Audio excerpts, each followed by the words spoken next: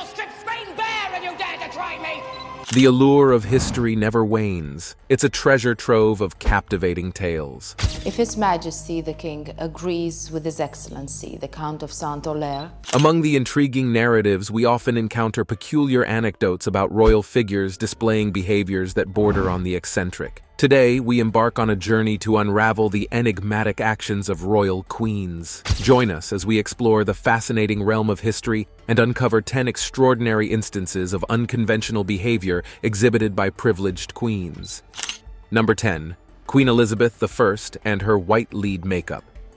Queen Elizabeth I, often referred to as the Virgin Queen, presided over England during a remarkable golden age, marked by advancements in literature, arts, and exploration. Amid the enduring legacy of her reign, Elizabeth's distinctive choice of makeup, known as the Mask of Youth, stands out prominently. Her iconic look, characterized by a deathly pale face, serves as a haunting symbol of Elizabethan beauty ideals and reflects the Queen's unwavering commitment to maintaining a perpetually youthful appearance. At the core of Elizabeth's cosmetic regimen was ceruse, a concoction comprising white lead and vinegar. The application of this toxic paste played a pivotal role in achieving the coveted ultra-pale complexion that held great prestige during the Elizabethan era. This fascination with paleness was deeply rooted in a class-conscious society where sun-kissed skin was associated with outdoor labor and the lower classes, while a pale complexion symbolized nobility and refinement. The dense, mask-like quality of the ceruse not only set Queen Elizabeth apart as an almost otherworldly figure, but also served to conceal the scars left by a bout of smallpox in 1562. As Elizabeth aged, she progressively applied heavier layers of the white makeup to mask wrinkles and perpetuate the illusion of her timeless beauty. Yet, in the relentless pursuit of an immaculate complexion, a sinister downside emerged. White lead, a key component of the ceruse makeup, proved highly toxic. Prolonged exposure to this substance could result in various health issues, ranging from hair loss and stomach pain to skin damage. Over time, the lead in the ceruse began to take a toll on Queen Elizabeth's skin, rendering it rough and discolored. Paradoxically, this led to an increased reliance on makeup, creating a detrimental cycle. In an era where public image carried significant weight, Elizabeth's white makeup became an integral part of her royal persona. It served as a potent tool of power, meticulously used to craft an image of divine, untouchable beauty and eternal youth, reinforcing her authority and right to rule. Portraits from the latter part of her reign depict a figure seemingly untouched by the passage of time, an iconic image that the Queen carefully curated. Nevertheless, the Queen's dependence on this toxic beauty regimen had a grimly ironic consequence. Despite her earnest attempts to ward off the signs of aging, the poisonous ceruse ultimately hastened the process of premature aging and may have contributed to her declining health in later years. Elizabeth's deathly pale visage, iconic and eerie, remains one of the most potent images of her reign. The Mask of Youth, while embodying the beauty ideals of the era, also stands as a stark reminder of the lengths to which even a queen would go to adhere to these standards, regardless of the personal cost. Number 9. Catherine de' Medici and her high-heeled shoes. Catherine de' Medici, the queen consort of France in the mid-16th century, transcended her role as a powerful political figure to become a trendsetter with a lasting impact on fashion. Widely credited with popularizing high-heeled shoes among women in European high society, Catherine wielded her influence not just in politics, but also in the realm of style. Upon arriving in France to marry the future King Henry II, Catherine, a petite woman, brought with her a wardrobe of sumptuous gowns and a collection of elevated shoes designed to enhance her height. These shoes, known as chopines, featured platform-like heels, often extravagantly decorated to complement her opulent attire. Catherine's choice to don high-heeled shoes was initially a practical one, aimed at giving her a more imposing physical presence. However, the trend quickly gained traction among the ladies of the French court, transforming high heels into symbols of status and wealth due to their impracticality and expensive craftsmanship. Catherine de' Medici's high-heeled shoes were more than a mere fashion statement. They became tools she used to navigate the height-focused power dynamics of the French court. Her legacy in the world of fashion stands as a testament to her influence. showcasing that fashion can be both an expression of personal style and a subtle means of exercising power and authority. By importing this trend from Italy to France, Catherine laid the groundwork for what would evolve into a defining feature of women's fashion for centuries. It is through such seemingly small personal choices that historical figures leave unexpected legacies, their influence rippling through time. Number 8. Cleopatra's Pearl Cocktail.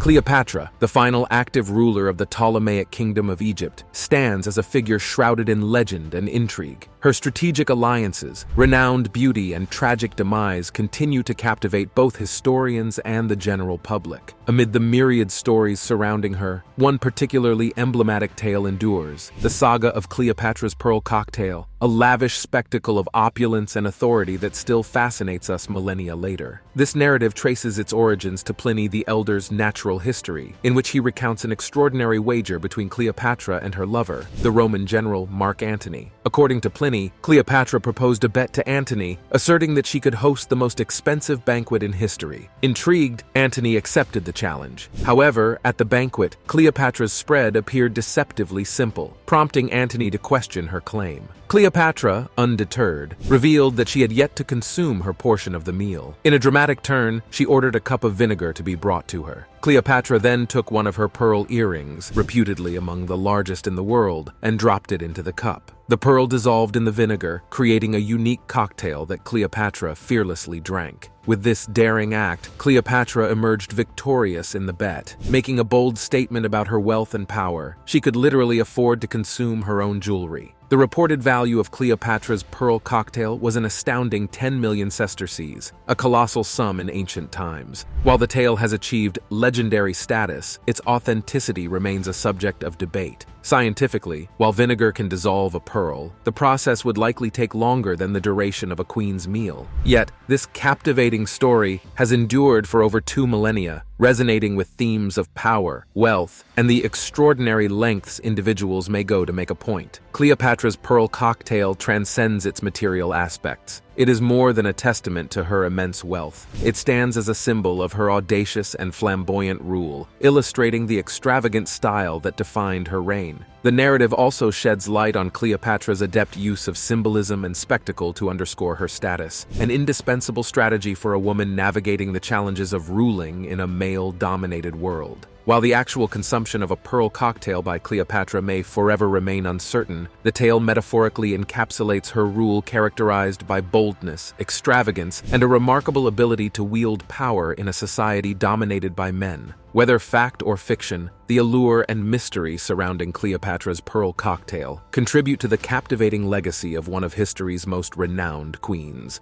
Number 7. Marie Antoinette and her extravagant hairstyles.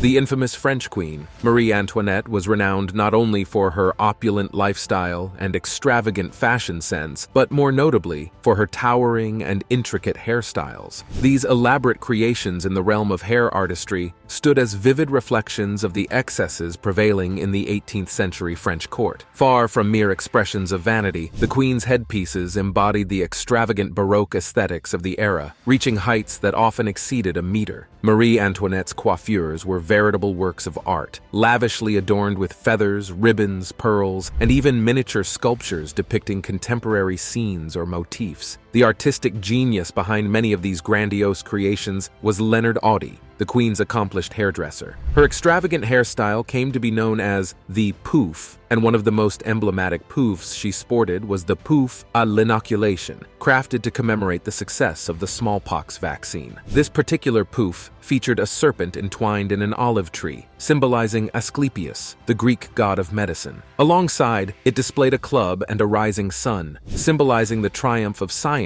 over ignorance. Another memorable pouf in Marie Antoinette's repertoire was the pouf à la belle poule, named after a French warship. This distinctive hairstyle featured a replica of the ship intricately nestled in the queen's hair, complete with masts and rigging, commemorating a naval victory against the British. Despite the queen's personal delight in these extravagant hairstyles, they became symbolic of the French monarchy's perceived detachment from reality. particularly given the economic hardships faced by the majority of the population. Many viewed these opulent displays, including the intricate shipoof, as a manifestation of the monarchy's insensitivity to the struggles of the people. The criticism and resentment generated by such lavish exhibitions are often cited as contributing factors to the growing unpopularity of the monarchy, ultimately culminating in the French Revolution. Marie Antoinette's luxurious hairstyles, with their extravagance and impracticality, served as potent symbols of the Queen's indulgent lifestyle and the decadence associated with the Bourbon regime. Even today, these elaborate coiffures endure as some of the most vivid and enduring images of her reign, encapsulating an era marked by excess, social inequality, and the impending upheaval that would reshape the course of history. Number 6. Queen Alexandra's jewels and fashion obsessions.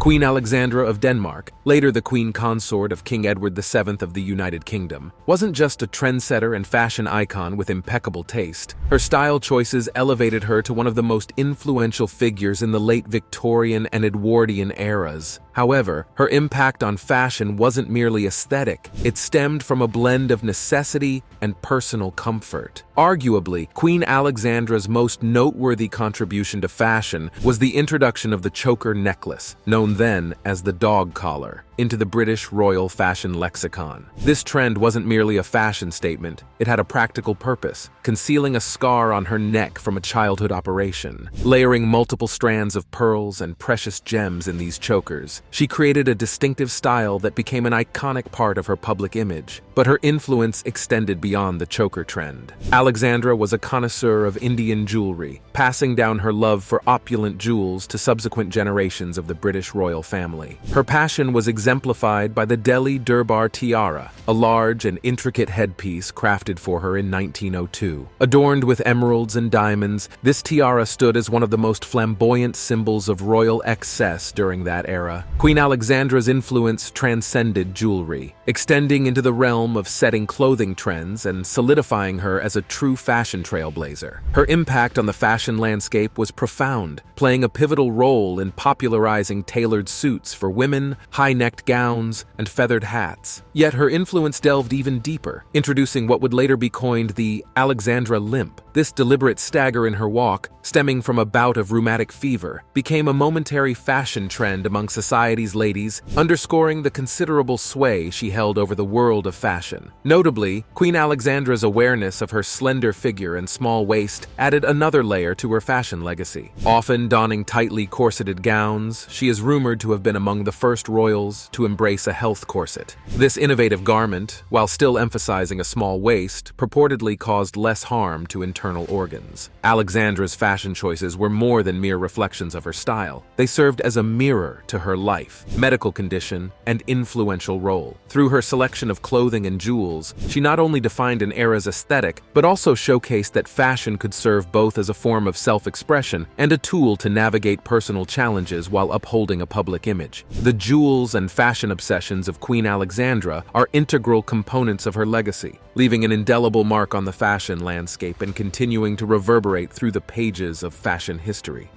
Number 5. Queen Christina, of Sweden's unconventional lifestyle.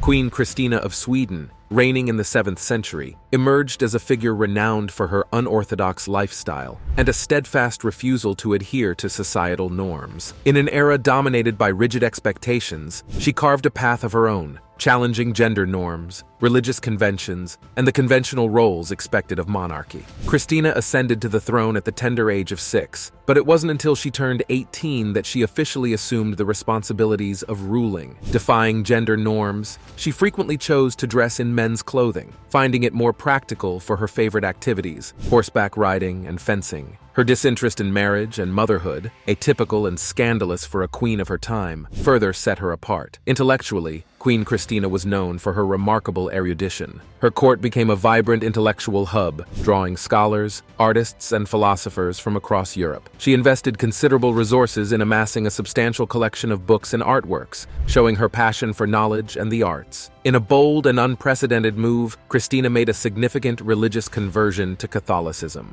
a controversial decision in staunchly Protestant Sweden. This conversion ultimately led to her abdication in 1654, a shocking event in the annals of European royalty. Following her abdication, Queen Christina of Sweden relocated to Rome, where she became a significant patron of the arts and continued to embrace her unconventional lifestyle. Beyond her royal status, Christina was an avid theater enthusiast, personally composing and performing in plays. Her passion for the arts extended to establishing Rome's first public theater, leaving an indelible mark on the cultural landscape. Christina's love for the arts also manifested in her role as a patron to renowned artists, including the celebrated Baroque sculptor Gian Lorenzo Bernini. However, her flamboyant spending habits often clashed with her advisors, creating tension within her circle. Her extravagant lifestyle, refusal to marry, and conversion to Catholicism were all highly unconventional for a queen of her time and place. Christina's reign and the choices she made during her life present an extraordinary case of a queen challenging the conventions of her era. Her legacy shows the vast possibilities that unfold when one chooses to live authentically, even in defiance of societal norms. From her steadfast refusal to marry to her abdication and conversion to Catholicism, Christina's life exemplifies a determined pursuit of personal freedom and intellectual passion. In doing so, she stands out as one of the most unusual queens in history, leaving an enduring legacy that echoes the potential for profound individual agency and authenticity. Number 4. Empress Sisi and her extreme beauty regimen.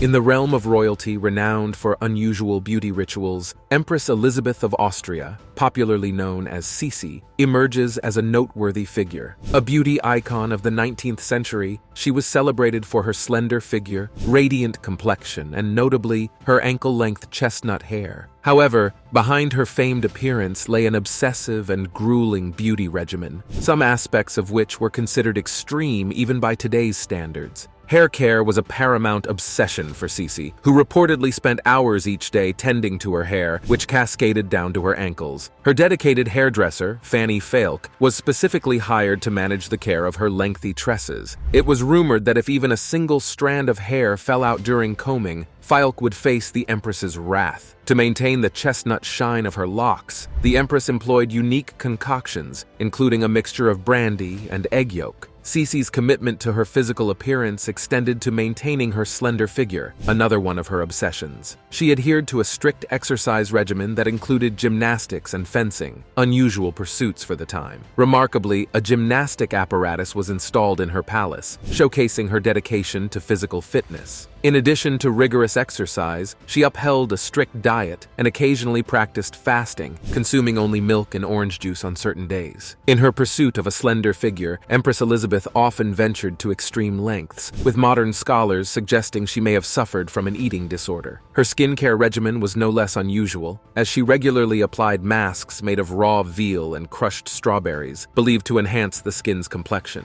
An even more unconventional practice involved sleeping with a mask lined with raw veal on her face, a ritual that may seem outlandish by today's standards. Additionally, she was known to indulge in baths with warmed olive oil to maintain soft and youthful skin. As she entered her later years, Empress Elizabeth became increasingly reclusive, avoiding public appearances. It has been suggested that this retreat was driven by her desire to preserve the image of her youthful beauty in people's minds, a goal that her extreme beauty regimen was designed to serve. Sisi's rigorous beauty routine serves as a poignant example of the pressures placed on women in positions of power to conform to societal expectations of beauty. Her obsessive pursuit of a youthful appearance and a slender figure came at the cost of time, comfort, and potentially her health. The story of Empress Elizabeth offers a fascinating yet somewhat unsettling insight into the extraordinary lengths to which individuals, particularly those in the public eye, have gone to maintain their beauty. It serves as a reminder of the demanding standards imposed by society on those who hold positions of power and influence. Before we go on, here's today's subscribers pick. Hello guys, take a moment to ponder this intriguing image. It features a queen with her lover, and while one might assume that such relationships are a recent occurrence, surprisingly they have a long-standing history. Now, onto the crucial aspect, identifying the people in this image. On our end, we speculate that they are Virginia Woolf and Vita Sackville West, but we acknowledge that we could be mistaken. Guys, your insights are invaluable. Please help us confirm their identity by sharing your thoughts in the comments. Number 3. Queen Isabella of Castile and her pomegranate obsession. Queen Isabella, the first of Castile, a powerful and successful queen in her own right, was notably passionate about pomegranates. This fascination went beyond culinary or aesthetic preferences, carrying significant symbolic undertones that contributed to the identity of her reign. The pomegranate, a fruit native to the region extending from Iran to northern India, had found its way to Spain by the time of Isabella's reign. With its vibrant red seeds encased in a tough exterior, the pomegranate quickly became a symbol of fertility, prosperity, and abundance. Its multiple seeds also came to symbolize unity and diversity, a particularly poignant idea for a nation composed of various cultural, religious, and ethnic groups. Isabella's fondness for the pomegranate was so profound that she incorporated it into her royal emblem after the conquest of Granada, the last Muslim kingdom in Spain, in 1492. The name Granada in Spanish means pomegranate, and by adopting this fruit as her symbol, Isabella emphasized her triumph and the unity of her kingdom. The queen was known to favor the pomegranate motif in her wardrobe, including her jewelry and embroidery, further solidifying the fruit's symbolic importance in her identity and reign. Deeply intertwined with Queen Isabella I's reign, not only adorned the architecture of the period, but was also prominently featured in portraits of the queen. Yet, Isabella's fascination with pomegranates went beyond symbolism. She played a pivotal role in introducing the fruit to the New World after Christopher Columbus's first voyage in 1492, which was sponsored by Isabella and her husband Ferdinand. During this historic journey, various plants and animals, including the pomegranate, were transported across the Atlantic. This act of transplantation can be viewed as a physical extension of Isabella's rule, imprinting a piece of her kingdom onto a new land. It became another way for the queen to immortalize her reign, expanding her influence beyond the confines of her immediate kingdom. Queen Isabella's obsession with pomegranates illustrates how the personal inclinations of historical figures can significantly impact their reigns and resonate throughout history. It shows the cultural significance that objects can hold and how they can be wielded to express power, authority, and identity. Even today, the pomegranate remains a potent symbol of Granada, serving as a constant reminder of Queen Isabella's profound impact on Spain's cultural and historical landscape. Number 2. Marie of Romania's strange mythology fascination. Marie of Romania, queen consort of King Ferdinand I, emerges as a captivating and enigmatic figure deeply immersed in a profound fascination for mythology, specifically embracing local Romanian folklore and ancient Dacian myths. This intrigue transcended mere pastime. It played a pivotal role in shaping her identity as a queen, casting a notable influence on her public image, and leaving an enduring mark on Romanian culture. Initially a member of the British royal family as Princess Marie of Edinburgh, her arrival in Romania as a foreigner prompted a passionate exploration of mythology to forge a connection with her adopted country and its people. Marie delved into the study of local folklore, mythology, and traditions, utilizing them as a means to comprehend and wholeheartedly embrace her newfound role as Romania's queen. Among her many fervent interests, the Dacians, the ancient inhabitants of present-day Romania, held a special place in Marie's heart. She was captivated by their heroism, spirituality, and resilience, with Dacian myths frequently finding expression in her writings and public speeches. She incorporated Dacian symbols like the wolf into her personal emblem. Marie's fascination extended beyond the realm of intellectual pursuit. It became an integral part of her life and duties as a queen. Actively seeking to elevate Romanian folklore and Dacian myths to the forefront of national consciousness, she manifested this commitment in commissioned architecture. The Bran Castle and the Pelisor Castle, both bearing her influence, proudly showcased elements inspired by Romanian folklore and mythology. Marie frequently adorned herself in traditional Romanian costumes, a tangible display of her adoption and appreciation of the local culture. She actively encouraged her children to embrace Romanian mythology, passing on her fascination to the next generation. Marie's unconventional obsession had a profound impact on Romanian national identity. By championing local myths and folklore, she played a pivotal role in fostering a sense of national pride and unity. Marie's fascination with mythology was a key aspect of her efforts to immerse herself and her family in Romanian culture, endeavoring to become a true queen of her people. Her unusual obsession had far-reaching effects on Romanian national identity, contributing to a cultural legacy that endures to this day. Her passion for mythology and folklore was not just a personal interest. It was instrumental in defining her reign, shaping the national identity, and leaving a lasting cultural imprint. This unique aspect of Marie's life offers valuable insight into how personal interests can intertwine with royal duties, influencing a queen's public image and contributing to the cultural and historical heritage of a nation. Marie's ability to integrate herself into a foreign culture and leverage that cultural connection showcases her exceptional approach to fulfilling her role as a queen and the enduring impact of her unusual passion. If His Majesty the King agrees with His Excellency the Count of Saint-Hilaire. Number 1. Queen Juana Castile's madness and obsession with her husband's corpse. Queen Juana of Castile, known as Juana la Loca or Joanna the Mad, emerges as one of the most captivating and tragic figures in the chronicles of royal history. Her rule as Queen of Castile, spanning from 1504 to 1555, became characterized by episodes of profound mental instability, exacerbated by her notorious fixation on her husband's remains. Juana's union with Philip the Handsome, Duke of Burgundy, in 1496 was tumultuous, marked by Philip's numerous infidelities that purportedly contributed to Juana's mental decline. Despite the challenges, Juana clung obsessively to her devotion to Philip. Following Philip's demise in 1506, Juana's conduct took a peculiar turn. Refusing to be separated from her husband, even in death, she commanded the opening of his coffin on numerous occasions to kiss his feet and gaze at his countenance. This fixation endured for over 2 years, during which she traversed Spain with Philip's coffin, maintaining its proximity at all times. Juana's obsession with Philip's remains assumed an even stranger dimension when she directed the embalming of his body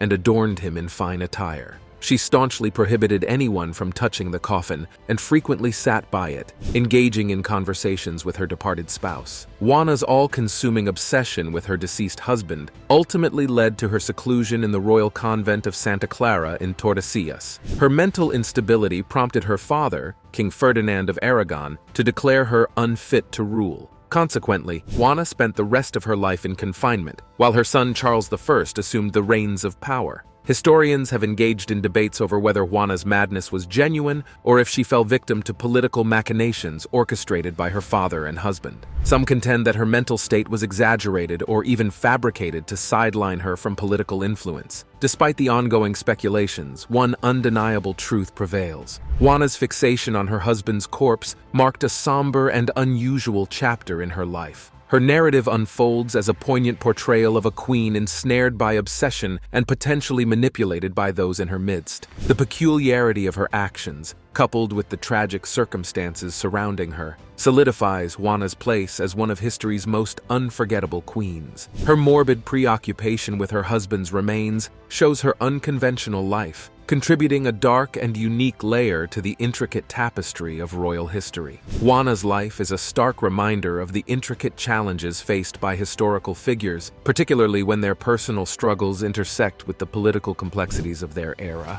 Thanks for watching, and we'll see you in the next one.